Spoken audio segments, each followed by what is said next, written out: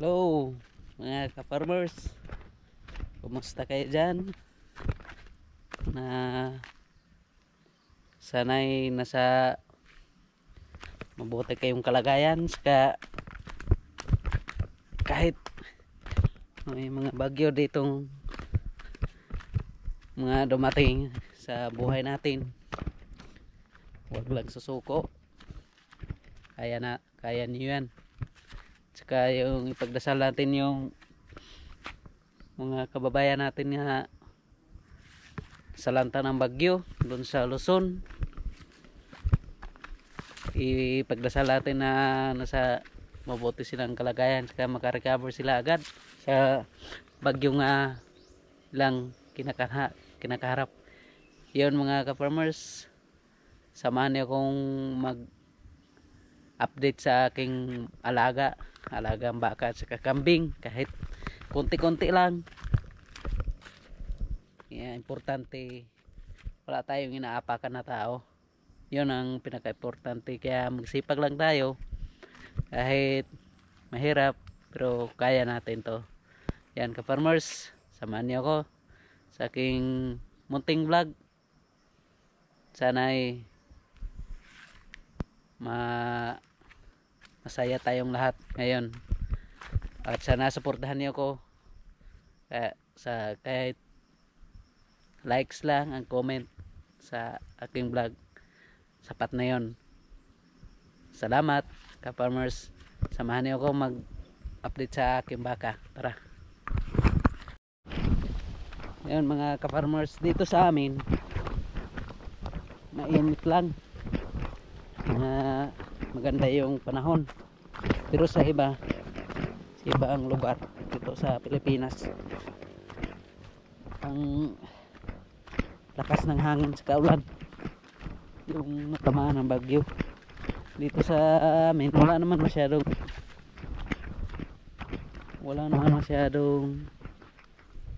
ulan sa hangin, mainit naman. Hindi tumama yung bagyo dito sa amin. Ayan farmers, kaya lagi tayong magdasal Panginoon, bigyan na tayo ng magandang panahon lagi. Yan mga ka-farmers, ito yung baka natin, kita ko sa inyo. Yan o, ito farmers, kahit native yung nanay niya, saka di gaanong magandang inahin, pero pina-AI natin, kaya medyo maganda na yung resulta sa kanya, sa ating baka na to. Kaya di na rin masyado native. Yan, yung puwitan niya mataba na, may laman na, saka yung ugok niya malaman na. Yan ka-farmers, mamaya palalabasin natin, pero sa ngayon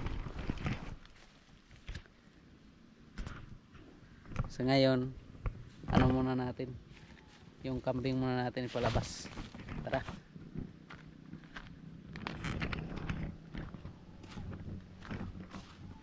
Yung kambing natin anohan pala natin, yung ilagay natin dito sa hindi mainit, kasi pag mainit yung kambing mabilis lang sila mamatay. Sa pastol kailangan update natin yung kambing, baka ano na nangyari hindi natin alam. Ayan, dito yung kambing natin, kailangan natin punta. Saka importante sa kanila yung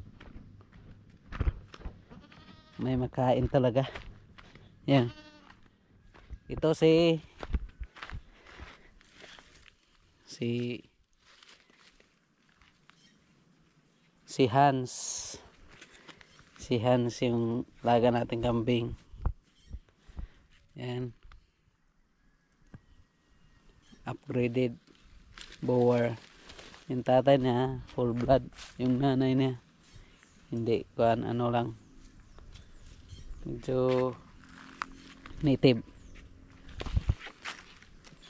pero maganda na rin siya kasi hindi naman siya masyadong native na.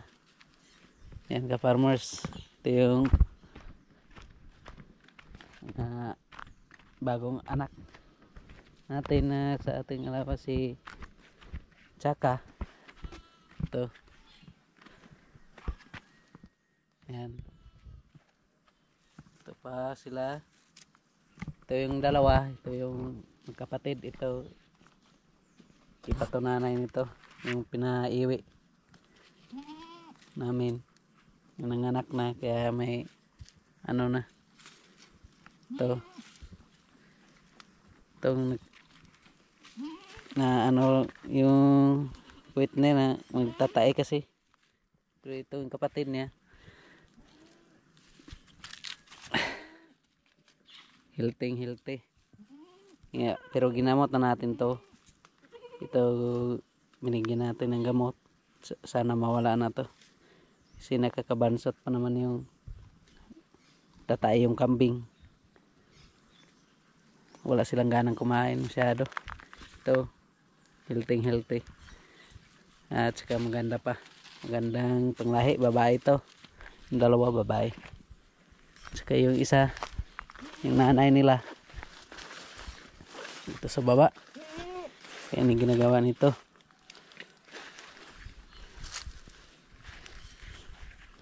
Doon oh. Lipat natin.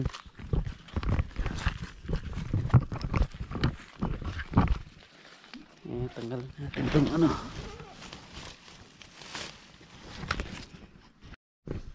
Yan, tapos natin ilipat yung kambing natin sa farmers. Kaya tama na to. Mamaya na natin tong hapon tayo inumin. Kaya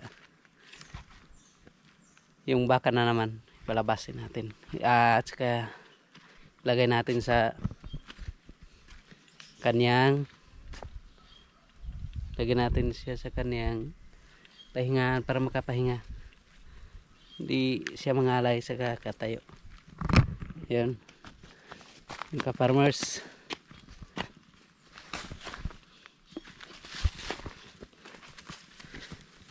Sa ngayon, kailangan mo nating padamihin yung mga alaga natin para ka-income tayo. Kung wala namang kailangang bilhin na importante, paramihin muna natin. Kasi minsan kasi kailangan magbawas, kailangan nating magbenta kasi yung kailangan sa pang-araw-araw na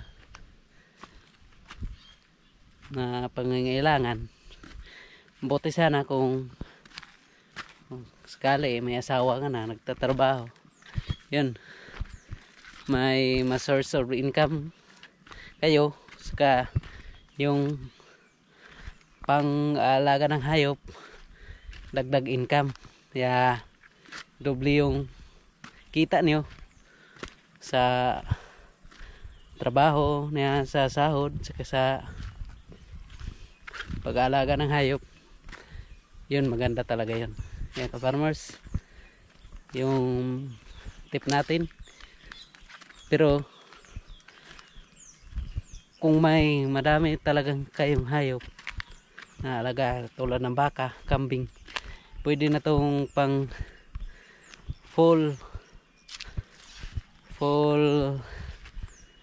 mag-alaga ng mga full blood na kambing, saka mag full business kayo dito sa mga livestock.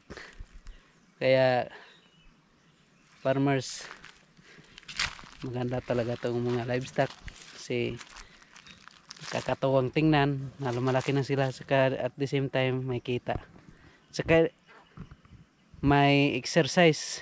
Hindi natin ibang iwas tayo sa mga sakit kasi exercise yung katawan natin sa isip lahat na. Yan mga ka-farmers, ito yung baka natin, palabasin natin yun. Yan, kahit yung ka-farmers, tingnan yung ginawa kong pakainan, simple lang, pagkasimple, pero ang importante dito yung iniwasan natin yung iba kasi pag nasa lupa lang, pag naapak-apakan na nila, tinakainin yung ano ng baka, tinakakainin. Kaya gumawa tayo ng paraan para iwasan natin sayang yung kumpay. Ito mamaya kakainin pa yan ya. Pero yung pasaw niya, inubos na niya. Yan ka-farmers, palabasin natin siya. Yan o, medyo malaki na, saka may kita na tayo dito pag ibinta. Yan, lagay natin siya sa may silungan siya, saka may kapahinga siya.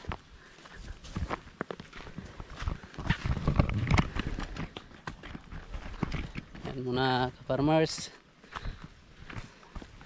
sa ngayon yan muna yung update natin sa ating mga alaga. Update ko kayo kung kailan tayo mag-upload ulit, abangan nyo. Salamat sa inyong pagsuporta, saka support sa iba nating mga ka-farmers. Yan, salamat. Ito yung buhay natin sa probinsya. Yan, salamat. God bless.